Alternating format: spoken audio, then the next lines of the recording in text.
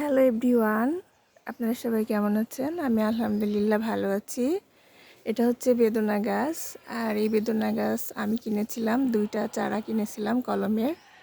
এই যে দেখেন কি দারুণ বেদনা ধরছে, ফুল আসতেছে গাছে। এই গাছে অনেক বেদনা হয়েছিল, প্রায় আমার আম্মা এখান থেকে ছিঁড়ে নিয়ে যায় বাসাতে, আমরা সবাই মিলে খাই। বেদনাগুলো খুবই মজা, খুবই স্বাদ, খুবই মিষ্টি।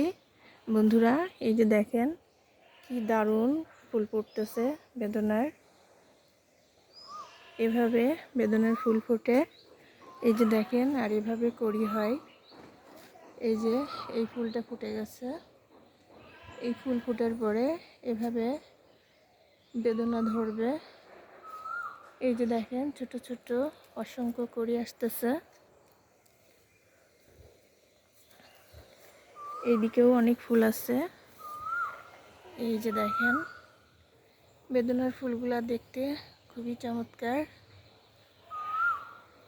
বন্ধুরা এই পাশেও একটা বেদনা গাছ আছে। এই যে দেখেন এই 2টা চারা আমি মেলা দেখতে গিয়ে কিনেছিলাম। এই যে কত বেদনা ধরে আছে দেখেন, এই যে গাছের গোড়াতেও বেদনা হয়েছে। এই যে দেখেন কি সুন্দর বেদনা গাছের একদম গোড়াতে, এই যে দেখতে পাচ্ছেন বন্ধুরা। এই যে দেখেন আমার আম্মা এভাবে পলিথিন দিয়ে বেঁধে রেখেছে। এই যে অনেক বেদনা এখানটাতে। আমি এখন একটা বেদনা ছিঁড়ব এই জায়গা থেকে। আগে আপনাদেরকে দেখায় নি কতগুলা বেদনা ধরছে। এই যে এই পাশটা তো আছে একটা। ও বন্ধুরা এই বেদনাগুলা খুবই মিষ্টি, খুবই স্বাদ। আমি এখন এই বেদনাটাকে ছিঁড়ব। এটা খাওয়ার উপযুক্ত হয়ে গেছে। এটাও পলিথিন দিয়ে বাঁধা ছিল।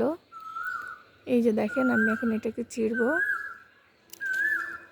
এই যে গাছ থেকে বেদনা ছিঁড়ে খাওয়ার স্বাদই আলাদা। এই যে দেখেন বন্ধুরা টসটসে পাকা বেদনা। আর বেদনা অতিরিক্ত বেশি পেকে গেলে ফেটে যায়, তো ফেটে যাওয়ার আগে আমি পেরে ফেললাম। আর এই যে এই বেদনাটার কালারটা দেখেন পলিথিনের ভেতরে কি দারুণ লাগছে দেখতে। তো বন্ধুরা আপনারাও এভাবে নার্সারি থেকে অথবা মেলা থেকে গাছ কিনে এভাবে গাছ লাগিয়ে বেদনা খাবেন।